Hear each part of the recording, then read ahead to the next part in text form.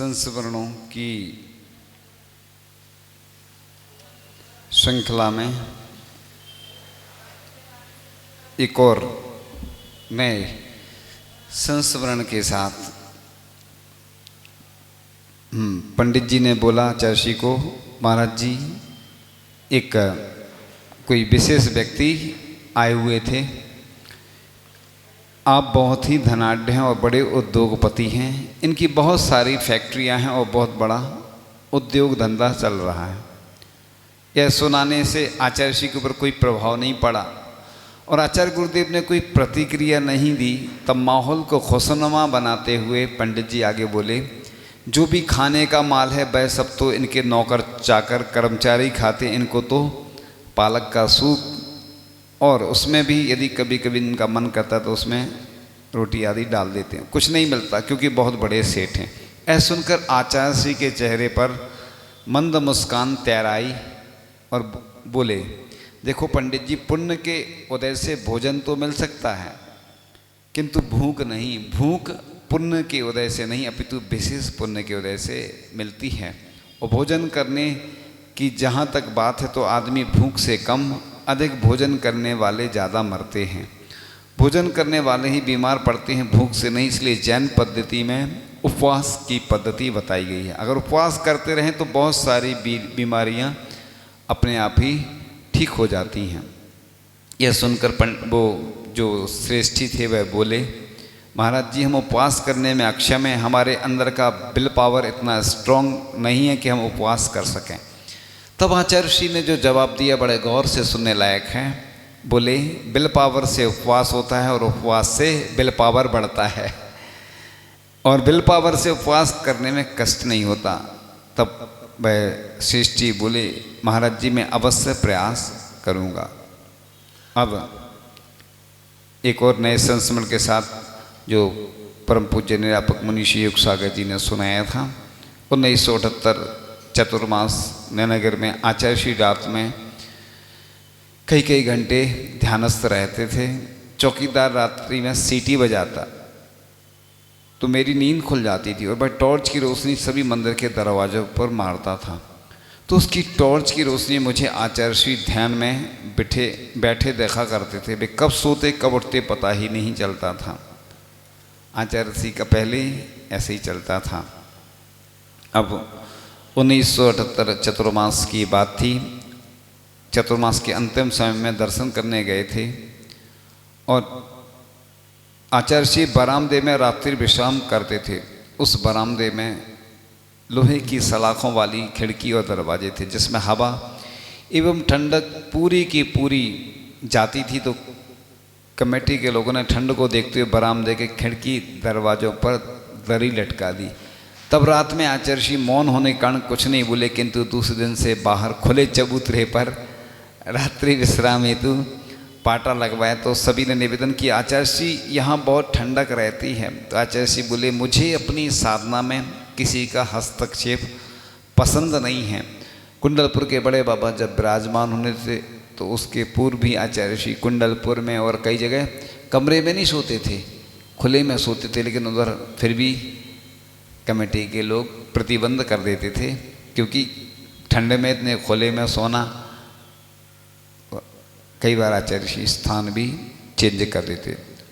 अब आगे के उसमें प्रसंग में तपस्या अत्यंत श्रद्धा भाव और समर्पित भाव से करना चाहिए। तो 1978 की बात है। चतुर्मास में एक दिन आहार के उपरांत सभी महाराज प्रत्याख्यान करते थे। यदि अष्टमी चतुर्दशी होती थी तो विशेष रूप से उपवास आदि तब ग्रहण करते थे। किसी महाराज ने उपवास की आज्ञा मांगी तो आचार्य श्री बोले, तुम अवमोदर्य कर लो। अवमोदर्य का मतलब होता है ऊनोदर। ऊनोदर का मतलब क्या होता है?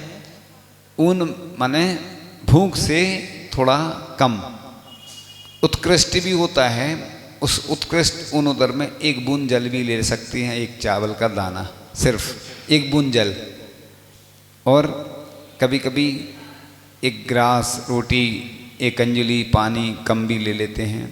उत्कृष्ट, मध्यम और जघन्य अलग अलग भेद होते हैं। तो आचार्य ऋषि शिष्य की योग्यता के अनुसार ही उसको उपवास आदि देते हैं। प्रायश्चित भी जब दिया जाता है तो उस साधु की स्थिति, स्वास्थ्य आदि की, शरीर की स्थिति देखकर ही प्रायश्चित देते हैं। एक ही अपराध 3 लोगों से हुआ होगा एक कमरे में, मान लो कोई छिपकली आदि मर गई, तो प्रायश्चित हो सकता है तीनों को अलग अलग मिले, क्योंकि आचार्य जी ये देख लेते हैं इसकी कैसी क्या कैपेसिटी है, क्षमता है। तो कोई ओमदर की साधना करते थे, उन्होंने आज्ञा चाहिए तो आचार्य जी बोले तुम उपवास कर लो। इसलिए तो प्रायश्चित किससे लिया था? गुरु से, भगवान से नहीं लिया जाता प्रायश्चित, जिनवाणी से नहीं लिया जाता। गुरु क्यों रखे गए? गुरु जानते हैं ना कि इसकी कैसी क्षमता है, इसलिए डॉक्टर के पास जाते, दवाई मेडिकल से ले लो, खा लो, फायदा करेगी, हो सकता है रिएक्शन हो जाए, इसलिए अपन डॉक्टर को दिखाते हैं। तो गुरु महाराज जानते हैं कि इसे किस तरह की साधना करवानी है। जिसे उपवास की साधना सहज रूप से हो जाती है उसे अवमोदर की साधना में कुशल बनाते हैं, और जिसे अवमोदर की साधना सहज है उसे उपवास की साधना में निष्णांत बनाते हैं। ऐसा भाव गुरु का होता है। अब 1978 की बात थी। दीपावली के दिन हम आचार्य श्री के दर्शन करने नैनागिरी गए थे और मन बना के गए थे कि आजीवन ब्रह्मचर्य बदलेंगे। जैसे ही हम 8 नंबर मंदिर के दरवाजे के पास पहुँचे तो पीछे से क्षुल्लक श्री समय सागर जी आ गए। बोले दरवाजे पर खड़े रहना, किसी को अंदर नहीं आने देना। मैं खड़ा हो गया। थोड़ी देर बाद वे बाहर आए तो लंगोट मात्र में थे, उनकी एलग दीक्षा हो गई थी। मैं अंदर गया और अंदर जाकर दरवाजे बंद कर लिए। आचार्य जी बोले या क्या कर रहे हो? तो हमने कहा कोई आना जाए, मुझे आपसे व्रत लेना है इसलिए लगाया और निवेदन किया। आचार्य जी पहले आप संकल्प लो कि किसी से आप कहेंगे नहीं। आचार्य जी सुनकर मुस्कुराने लगे। हमने कहा मुझे आप ब्रह्मचर्य व्रत प्रदान कीजिए। आचार्य जी बोले कितना? तो हमने कहा आजीवन। तो बोले अभी 5 साल का ले लो, फिर आगे देखेंगे। हमने कहा आप किसी से कहना मत, नहीं तो हमें बाधा देने वाले आ जाएंगे। आचार्य जी हंसते बोले हाँ हाँ कायसर कर लो। ये संकल्प किसने लिया था? परम पूज्य निर्यापक मुनि श्री सुधा सागर जी महाराज का है। वो हमने पहले नहीं बताया कि किसका था ये, फिर हमें ध्यान आ गया था क्योंकि हमने पढ़ा था जब, तो हमें याद आ गया था क्योंकि उन्हीं ने सुनाया ये तो पहले क्योंकि डर लगता था, नए नए रहते थे, तो उन्होंने सोचा कि ऐसा नहीं आचार्य जी किसी को बोल दें तो गड़बड़ हो जाएगा।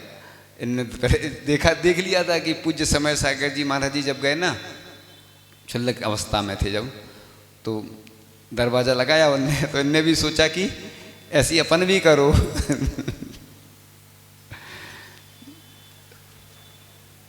कितने अच्छे अच्छे संस्मरण पढ़ने में आते हैं, सुनने में आते हैं। कितने सारे लोगों ने अपनी अपनी जब अनुभूति सुनाई, तो आचार्य महाराज के बारे में एक नया विषय मिल जाता है।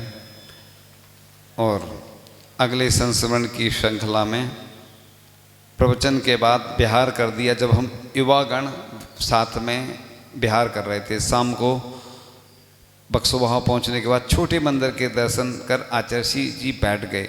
मैं उनके पीछे खड़ा था, तभी मेरी नज़र आचार्य की पीठ पर पड़ी तो एक जंगली डांस यानी बड़ा मच्छर चिपका था, जो जानवरों या मनुष्य को लग जाए तो वह तब तक खून चूसती रहती है जब तक उसको हटाया ना जाए। वह ना जाने कब से चिपकी थी, खून पीकर मोटी हो गई थी। हमने धीरे से उससे हटाया। धन्य है आचार्य जी, उसकी चुभन व जलन को सहन करते रहे, हटाया नहीं। आचार्य जी के मन में यह विकल्प नहीं आया कि बीमार हो जाऊंगा। आगामी भय से मुक्त रहते हैं, सदा परिसह सहन करके कर्म निर्जरा करते रहते हैं।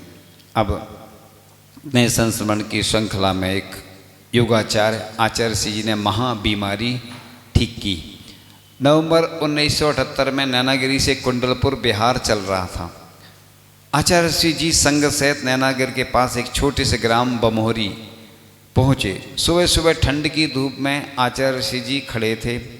उसी समय मुझे देखकर बोले देखो, और उन्होंने अपने पेट की पूरी वायु निकाल दी और नौली क्रिया की। बाबा रामदेव करते ना नौली क्रिया, पूरा पेट घुमाते हैं, वो नौली कहते हैं उसको। हाँ, मैं देखकर दंग रह गया। आचार्य जी ने नौली को दाएं बाएं दोनों तरफ से घुमाया, मुझे ऐसे लगा जैसे पेट में कुछ है ही नहीं। तब मुझे यह ज्ञात हो गया कि आचार्य जी बहुत बड़े योगाचार्य हैं।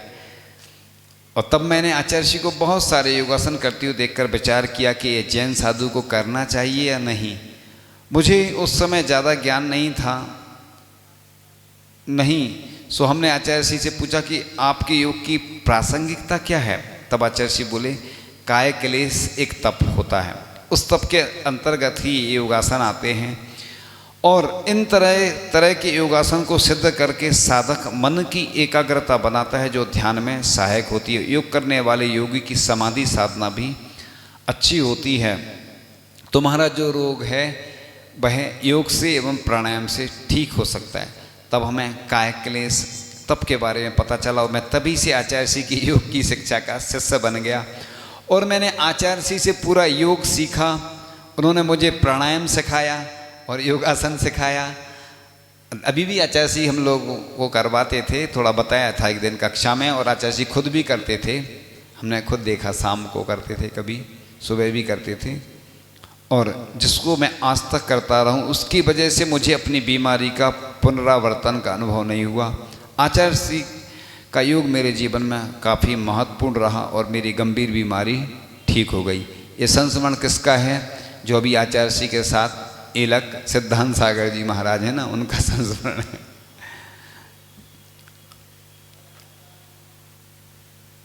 आगे की संस्मरण की श्रृंखला में कि जब आश्रम खुला, जब कुंडलपुर में ब्राह्मी विद्याश्रम की स्थापना होनी थी, तो बंडा की बहनें और भी बहनों को समाचार आ गया।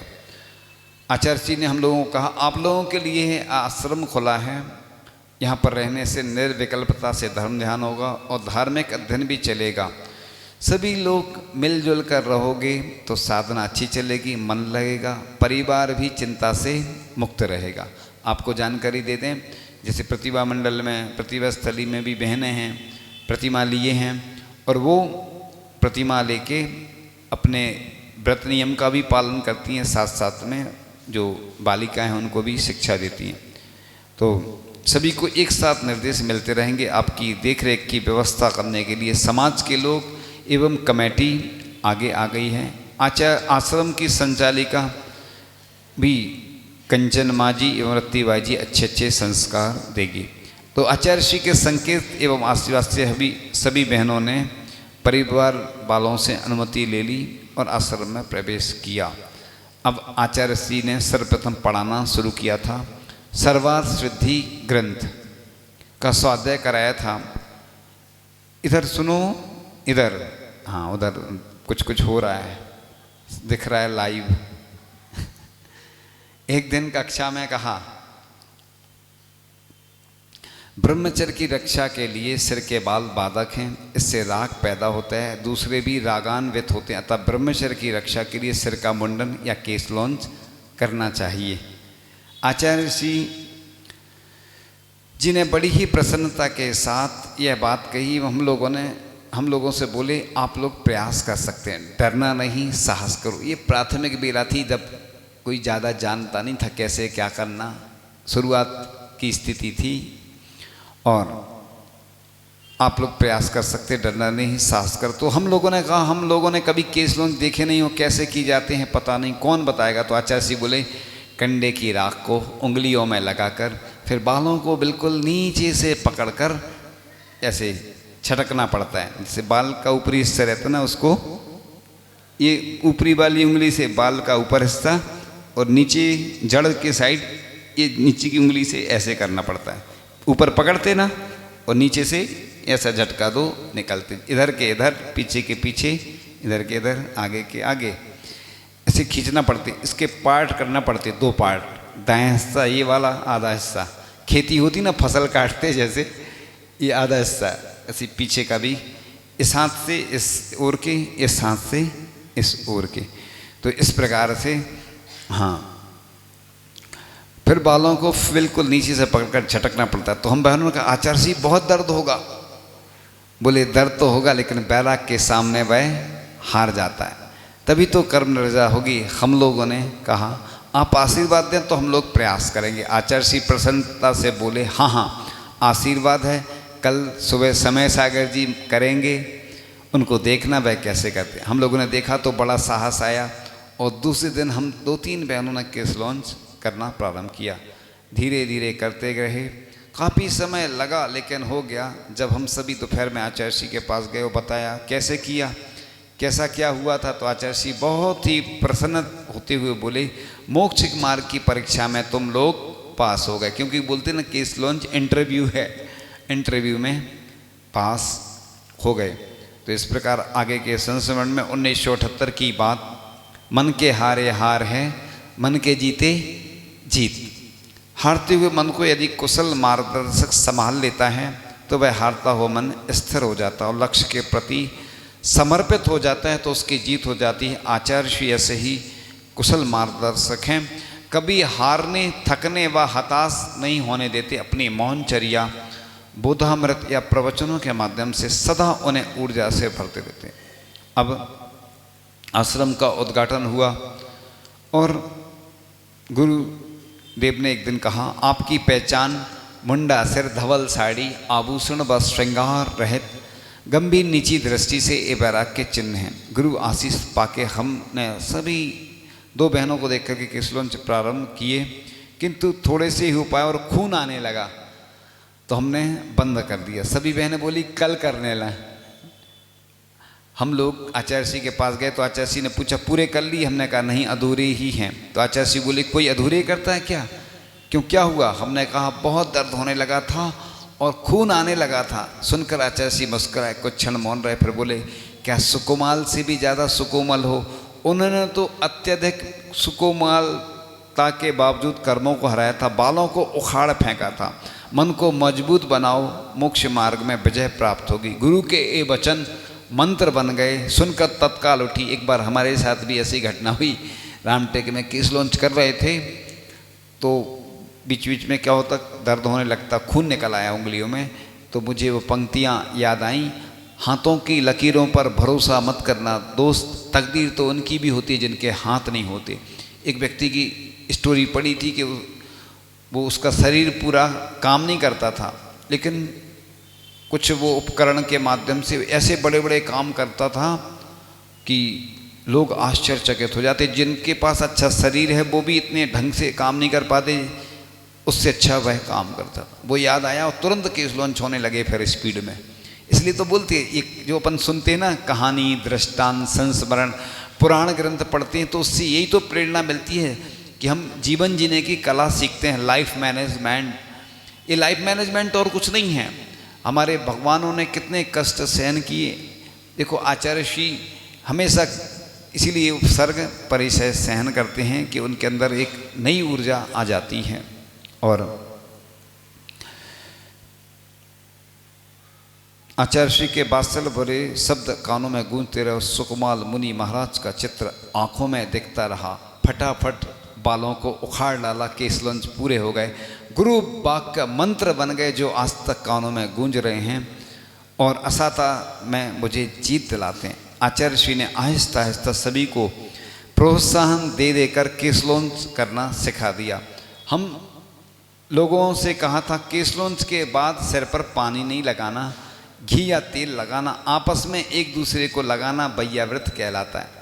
इस तरह आचार्य श्री जी हम लोगों को प्रोत्साहन, वात्सल्य, साहस, धैर्य, वैराग के संस्कार दे देकर आगे बढ़ाते रहे और पूरा विश्वास है कि सफल हो जाएंगे।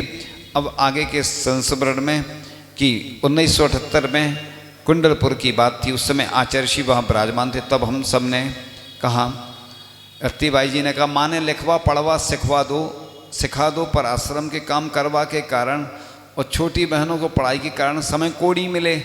पछे माने घणो विकल्प हुओ, तब रोती रोती बड़ा महाराज करने गई।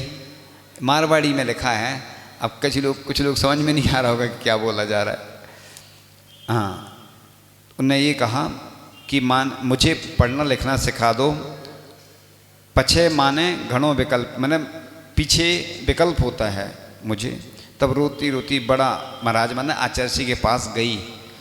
मन्नी बहन भी ला रहे हैं, मतलब मणि बहन को भी ला रहे हैं हम। तो माँ ने बड़ा महाराज को कही, अब थे माँ ने पढ़ाओ, अब मुझे पढ़ाओ। माँ ने कौन ही पढ़ावे, मुझे कौन पढ़ाएगा। तब महाराज माँ ने रोता देख, महाराज मुझे रोता देख बड़ी वात्सल भरी दृष्टि माँ के ऊपर डाली, दृष्टि डाली। आचार्य भगवान ने आशीर्वाद दी और कमरे से बाहर प्रवचन के लिए चल गया चला गया। 20 दिन से माँ ने ज्ञान होवा लाग गयो और धीरे धीरे माँ ने लिखवो सीखो और पढ़वो सीख लियो। पछे एक दिन बड़ा महाराज माँ ने कहो, माँ जी पद्म पुराण का स्वाध्याय किया करो। तब से माँ ने अच्छो पढ़वो लिखवो आ गयो। यह सब गुरु महाराज की कृपा है। देखो गुरु महाराज ने कहा कि पद्म पुराण पढ़ो। गुरु महाराज की कृपा से देखो क्या क्या नहीं प्राप्त हो जाता है, यहाँ बताया जा रहा है। और 1978 कुंडलपुर की बात थी, दिसंबर की बात थी। एक दिन मुझे छाती में बहुत दर्द होने लगा। तब मैंने आचार्य जी को जाकर बताया। आचार्य जी सुनकर चिंतित हुए और कुछ बाह्य उपचार उन्होंने करवाए, उससे विशेष फर्क नहीं आया। तो उन्होंने एक कपड़ा बंधवा दिया। दूसरे दिन शाम को पानी पीने जा रहा था, ब्रह्मचारी थे वो, इसलिए, नहीं तो लोग समझे कि किसकी बात चल रही, शाम को कौन पीता है। तब एक ब्रह्मचारी जी से मुझे बुलवाया, पूछा क्यों कैसे हो। तो हमने कहा महाराज जी पूर्ववत ही हैं। तब आचार्य जी बोले यह शीत का दर्द हो सकता है, तेज ठंड होने के कारण जकड़न आ गई होगी और वायु प्रकोप भी हो सकता है। शुंठी का प्रयोग खाने में किया जाए, शुंठी माने सौंठ, तो उससे ठीक हो सकता है। तो वहाँ पर उसी समय रजवांश के सज्जन बैठे थे, वो बोले गुरुदेव सौंठ में यदि नमक डालकर फाँकी लगाकर गर्म पानी पिया जाए तो अवश्य आराम मिलेगा। आचार्य जी बोले हाँ, ये घरेलू उपचार से ही पहले लोगों को ठीक कर दिया जाता था। सौंठ गर्म होती है और वायु समन भी करती है। तो हमने कहा हमारा नमक का त्याग है। तब आचार्य जी बोले औषधि के निमित्त से त्याग नहीं होता, जाओ अभी ले लेना। हमने जाकर वह ले ली। 15-20 मिनट में आराम लग गया, दर्द गायब हो गया। जाकर बताया तो आचार्य जी प्रसन्न होकर बोले छोटी चीज़ भी बड़ा काम कर देती है। इस प्रकार से आचार्य भगवान हमारे रोगों के लिए हरने में निमित्त बन जाते हैं और आचार्य जी का आशीर्वाद काम कर जाता है। इस प्रकार से आज का एक नया भजन, मिले जो गुरु हमें वो बड़े भाग से, हमारे भाग के सितारे बन गए, हमारे भाग के सितारे बन गए। नमस्तु जो किए तो पुण्य बन गए, जो गीत गाए तो सहारे बन गए। मिले जो गुरु हमें तो बड़े भाग से, करोड़ों पुण्य के फल से दर्श गुरुदेव के मिलते, दर्श गुरुदेव के करके हमारे भाग भी खिलते। चरण की धूल पा करके धर्म के दीप भी जलते। मिले जो गुरु हमें तो बड़े भाग से, गुरु पर है हमें श्रद्धा सो अरहंत सिद्ध लगते हैं। गुरु ज्ञानी गुरु ध्यानी सो हमको शुद्ध लगते हैं। गुरुचर्या के दर्शन कर सभी तीर्थ झलकते हैं। मिले जो गुरु हमें वो बड़े भाग से, गुरु ब्रह्मा गुरु विष्णु गुरु ही हैं महेश्वर जी। गुरु के बिन अधूरे हैं सभी मत धर्म ईश्वर भी। गुरु ब्रह्मा गुरु विद्या